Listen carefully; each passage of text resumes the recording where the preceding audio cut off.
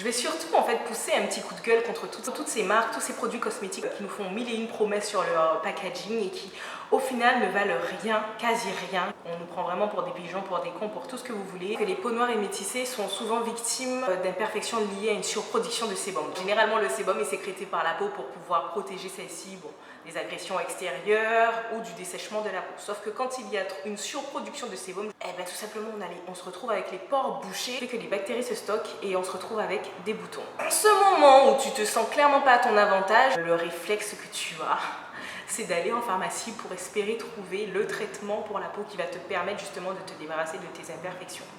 Tu arrives en pharmacie, tu as la pharmacienne qui va te conseiller Vichy, La Roche-Posay, Bioderma en fait. Tout le bail. Limite aux premières applications, tu vas constater un changement.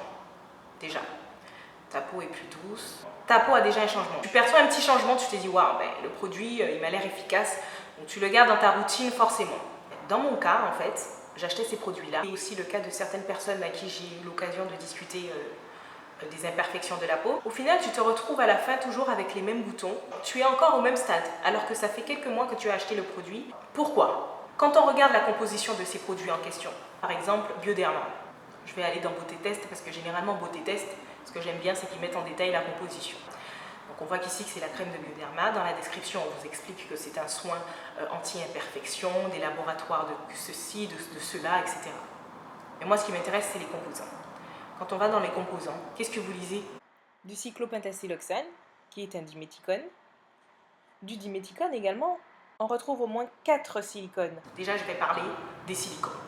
On en a déjà parlé, notamment pour les cheveux. Des silicones, on sait que ce sont des éléments occlusifs. D'accord? Quand vous avez déjà une peau à imperfection, à tendance acnémique, qui se retrouve le plus souvent encombrée par une surproduction de sébum, vous achetez un produit pour pouvoir pallier à ces imperfections-là, mais vous n'avez pas fait attention aux compositions. Vous venez et vous appliquez tous les jours, quotidiennement, une crème qui contient du silicone, qui est donc un élément occlusif pour la peau.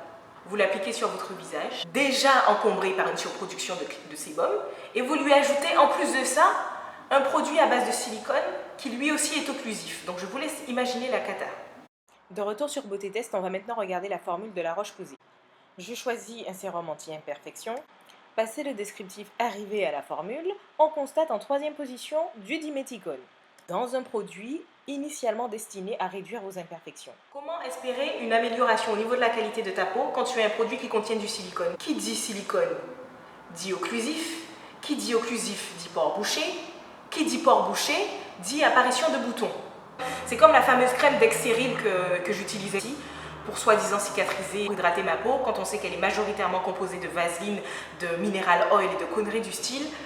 Aujourd'hui, pour moi, il est complètement inutile d'acheter ce type de produit. Mon but, en tout cas, dans cette vidéo, c'est surtout de prévenir toutes ces personnes qui, en fait, ont des problèmes d'acné, qui ont des problèmes de peau, et qui se rendent en pharmacie espérant trouver un soin adapté à leurs problèmes.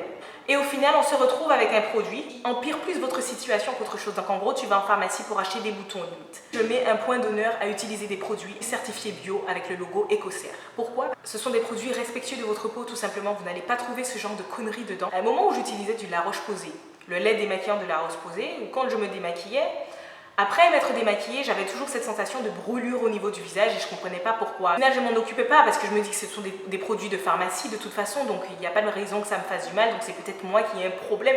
Vous voyez, jusqu'à où on va, en fait, on soupçonne même pas le produit, c'est-à-dire que on se dit que bon, c'est une petite brûlure comme ça, etc. En fait, on va pas chercher plus loin. Alors que non, en fait.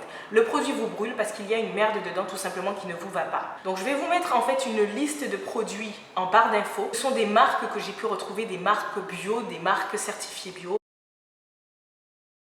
Quand Fenty Beauty est sorti, on m'a beaucoup demandé est-ce que j'utilisais les produits Fenty Beauty, est-ce que je comptais les acheter. Au moment où c'est sorti, j'étais aux États-Unis. J'aurais pu en acheter, mais je n'en ai rien fait en fait, parce que tout simplement je savais déjà que ce n'étaient pas des produits qui avaient été travaillés pour la peau noire.